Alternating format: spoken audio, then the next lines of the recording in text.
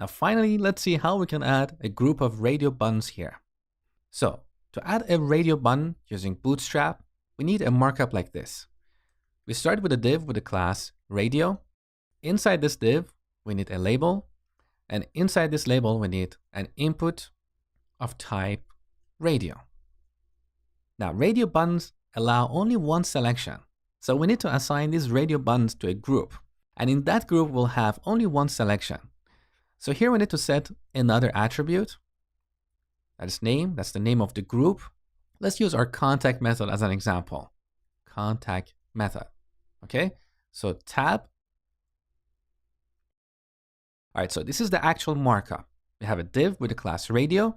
Inside that, we have a label. And inside that, we have an input of type radio. Now we put the actual label here. So back to our example of contact methods, let's add email as a label here and set the value of this input field to 1. Now this is how we hard code a bunch of radio buttons in our form. Sometimes you need to render them dynamically, and I'm going to show you how to do that in just a few seconds. So let's duplicate this radio button like this. For the second one, I'm going to set the label to phone and change the value to 2. Back in the browser. So this is what we get, and we have a single selection in that group.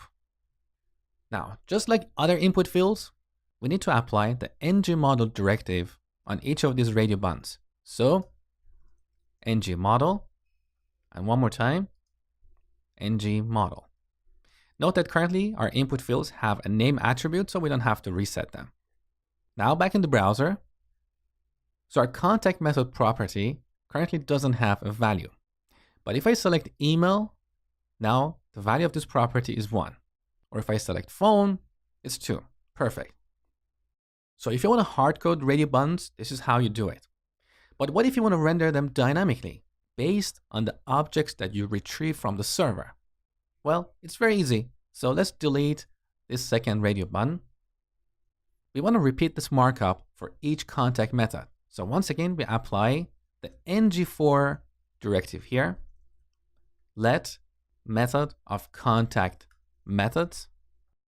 Now for the value, we're going to use property binding and bind this to method.id. And for the label, we want to use interpolation and render method.name. As simple as that. Back to the browser. Now our contact methods are rendered dynamically.